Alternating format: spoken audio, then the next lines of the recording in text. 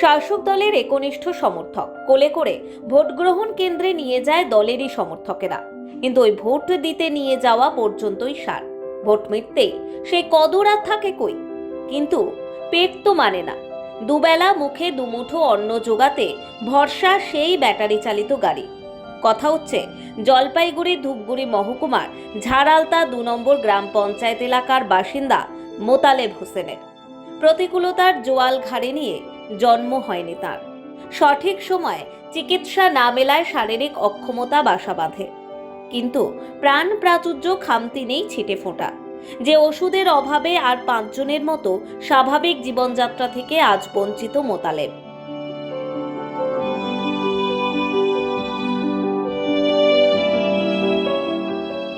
গ্রামের বিভিন্ন প্রান্ত ঘুরে সেই ওষুধ বিক্রি করেই দুবেলা পরিবারের মুখে অন্ন তুলে দিচ্ছেন তিনি। প্রতিদিন সকালে একটি ট্রাইসাইকেল নিয়ে বেরিয়ে পড়েন তিনি। তার উপর ভর করেই চলছে সংসারের চাকা। এভাবেই স্ত্রী ২ সন্তান নিয়ে কোনো মতে দিন কাটাচ্ছেন মোতালেব হোসেন। আমরা যারা স্বাভাবিক সুস্থ জীবন যাপন করি তাদের মধ্যে আমরা কত না ঝামেলা, কত সমস্যা খুঁজে পাই, কিন্তু আজ যার গল্প শোনাবো সত্যি আপনাদের চোখে জল চলে আসবে। আমার সঙ্গে এই মুহূর্তে রয়েছে মোতালেব হোসেন। এই একটি একেবারে দীর্ঘ 10 থেকে 15 বছর বয়স হচ্ছে এই হুইলস যে সাইকেল রয়েছে তার একেবারে ভগ্ন দশাতে রয়েছে, অথচ তার জীবন সংগ্রামের কোনো শেষ নেই। তিনি যেমনটা বলছেন যে তিনি এভাবেই আরও বাঁচতে চান এবং এই প্রজন্মে যারা রয়েছেন প্রত্যেককেই তিনি আরও ভালো থাকার একটা আশীর্বাদও করছেন। কিন্তু প্রশ্নটা এখানেই থেকে যাচ্ছে যে এই রাজ্যের সরকার, তিনি যেমনটা একেবারে দাবি করে বলছেন যে তিনি তৃণমূল কংগ্রেসকেই সমর্থন করেন এবং দীর্ঘদিন ধরে তিনি ভোট দিয়ে আসছেন, অথচ এই রাজ্যের সরকার এই নিরীহ ব্যক্তি যিনি এখানে রয়েছেন এই মুহূর্তে যে অবস্থাতে রয়েছেন, এখনো জীবন যুদ্ধ তিনি চালিয়ে যাচ্ছেন, তার বিষয়ে কোনো রকম পদক্ষেপ করেনি। বয়স কত এখন আপনার? বয়স ৪৬ বছর বয়স হবে। এখনো শরীরে শক্তি আছে? শক্তি আর কি হবে, যে খাওয়া দাওয়া কমজোরি, খাওয়া দাওয়া শক্তি শরীরে নাই। প্রত্যেকদিন কত কিলোমিটার জার্নি করতে আপনাকে? প্রতিদিন না হলেও ৪-৫ কিলোমিটার। ৪-৫ কিলোমিটার। মানে মূলত কি উদ্দেশ্যে বাইরে বেরোনো? ১০ টাকা ইনকাম করার জন্য ঘুরি। মানে এই যে ওষুধ বিক্রি করে? ওষুধ বিক্রি করে। বলছিলাম সাইকেলের অবস্থা তো একেবারেই খারাপ আপনার। হ্যাঁ, সাইকেলের অবস্থা তো কতবার ওয়ার্নিং মারতেছি, চলে না, তার সত্ত্বেও চলাইতেছি। এগুলো তো ঝুঁকির যাত্রা হচ্ছে। হ্যাঁ, এটা তো একদম মরণ আমরণ সংগ্রাম। কত বছর ধরে করছেন এই সংগ্রামটা? এইটা ওই মোটামুটি ধরো টোটাল এই ৮-১০ বছরেই হবে। এর আগে তো অন্য গাড়ি ছিল। আচ্ছা, সেগুলো ভেঙে গেছে? সেগুলো শেষ। বাড়িতে ছেলে আছে, মেয়ে আছে, বউ আছে। আপনার 2 ছেলে? এক ছেলে এক মেয়ে। কোন ক্লাস? তারা কোন ক্লাসে পড়ে? ছেলে মাধ্যমিক পড়ে আর মেয়ে 9-এ পড়ে। আচ্ছা, আপনি এই যে প্রত্যেক দিন আপনার নিজের এইভাবে একটা স্ট্রাগল, তারপরে বাচ্চা কাচ্চা, স্ত্রী, কিভাবে সংসার চলছে? খুব কষ্ট হয়, খুব কষ্ট হয়। টাইফয়েড জ্বর থেকে এটা কত বছর আগে? এটা ধরো 30 বছর আগে।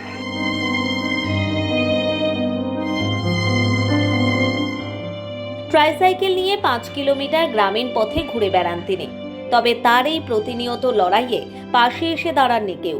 মেলে না কোনো সরকারি সুবিধা। আক্ষেপ, বহুবার আবেদন করেও জোটেনি সরকারি একটি ঘর। তবে ভোট আসলেই মোতালেবের খাতির বাড়ে।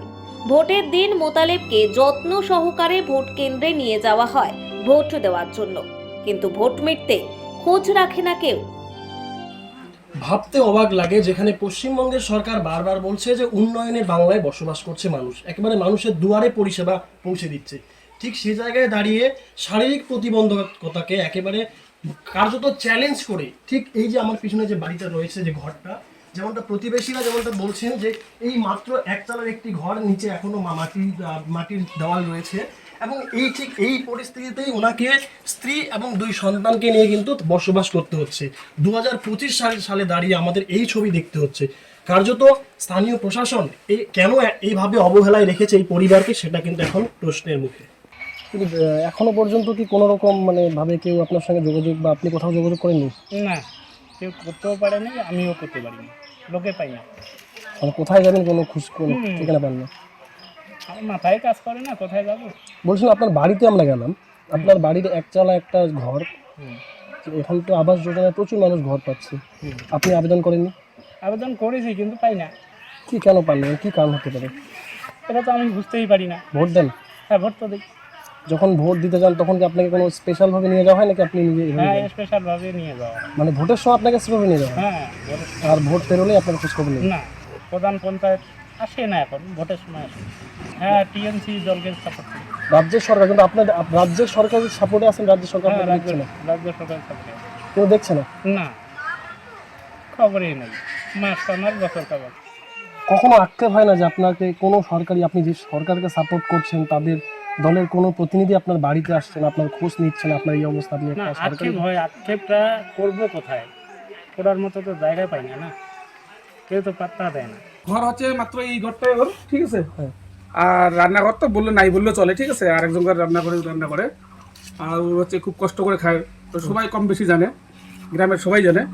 আর ওর হচ্ছে ওই অবস্থায় মানে অচল লোকের আর কি অবস্থা, ঠিক আছে, সবাই জানে কম বেশি। কিন্তু ওই অবস্থা করে একটা ছেলে একটা মেয়েকে পড়াশোনা করাইতেছে খুব কষ্ট করে। ছেলে মোটামুটি মাধ্যমিক পড়তেছে, মানুষ করতেছে, মানে কোনো রকমভাবে সংসারটা চালাতেছে, ঠিক আছে। এখন দুইটা বাচ্চা, মনে করো বাচ্চা দুটো কিছু তো একটু শিক্ষিত করতে হবে, ঠিক আছে। ওই জন্য একটু পড়াশোনা করাইতেছে। আমরা চাচ্ছি যাতে ওর একটা মনে করো চলার ব্যবস্থা ভালো হয়, ঠিক আছে। একটা মোটর সাইকেলের মতো যদি কোনো হয়, ঠিক আছে, ওটা হয়, বা ঘর বাড়িটা যদি ভালো হয়। এই আবাস যোজনার ঘর উনি পায়নি? ওটা না, এখন পাই না, না, পাই না। কিছু পাই না। ধূপগুড়ি মহকুমা ঝাড়ালতা 2 নম্বর গ্রাম পঞ্চায়েতের বাসিন্দা মোতালেব। তার থেকেও বড় বিষয় হলো রোজ গ্রামের বিভিন্ন প্রান্তে ওষুধ বিলির কাজে ঘুরে বেড়ান তিনি। সকলের সঙ্গে দেখা হয়, কথা হয়, অনেকেই হয়তো টুকটাক খোঁজও নেয়, মোতালেব হয়তো উত্তরও দেন। তবুও সংবাদ মাধ্যমের সামনে মোতালেবের প্রসঙ্গ উঠতে বিষয়টি জানা নেই বলেই দায় ঝেড়ে ফেলতে চাইলেন পঞ্চায়েত উপপ্রধান। তবে স্থানীয় প্রতিনিধি হওয়ার দরুন পাশে থাকার আশ্বাসটুকু তিনি দিয়েছেন। আমাদের কাছে সেরকম কোনো খবর ছিল না। মানে জানতেনই না? না না, জানতে না বলতে ওনাকে আমি দেখি প্রায় এই বাজারে ঘাটে এমনি ওষুধ বিক্রি করে, হ্যাঁ, ওইটা আমি দেখি। কিন্তু বর্তমান যে ওর যে আর্থিক এবং যে তার শারীরিক ক্ষমতা একেবারে হারিয়ে গেছে সেটা আমি জানতাম না। আচ্ছা, এই ধরনের একজন ব্যক্তি আবাস যোজনার ঘর থেকেও বঞ্চিত। এই ক্ষেত্রে আমি বিশেষ করে অত্র যে এলাকার যে পঞ্চায়েত মেম্বার, সে যদি আমাদের জিপিতে প্রধানকে কিংবা আমাকে যদি জানাতো সেই ব্যাপারটা অবশ্যই আমি নিশ্চয়ই দেখতাম ব্যাপারটা। কিন্তু আজকে আমি প্রথম জানতে পারলাম যে উনি একেবারে শারীরিকভাবে অক্ষম হয়ে পড়ে রয়েছে, সেটা আমি আজকে প্রথম জানতে পারলাম। আশ্বাসেই আটকে থাকবে নাকি বাস্তবেও কিছু ঘটবে তার সময়ই বলবে। তবে জীবন যে মসৃণ পথে চলে না তার নির্মম সত্যিটা প্রতিদিন অনুভব করেন মোতালেব। জীবন যুদ্ধে হার মানা তার স্বভাবে নেই, তাই তিনি নিজেই নিজের পথ খুঁজে নিয়েছেন। জীবন যুদ্ধে হার মানা তার স্বভাবে নেই, তাই তিনি নিজেই নিজের পথ খুঁজে নিয়েছেন। শরীরে সীমাবদ্ধতা থাকলেও মোতালেবের ইচ্ছে শক্তি অটুট। তার মনে একটাই বিশ্বাস, জীবন থেমে থাকে না, যতই কঠিন হোক না কেন চলতে হবে, বাঁচতে হবে, লড়াই করতে হবে।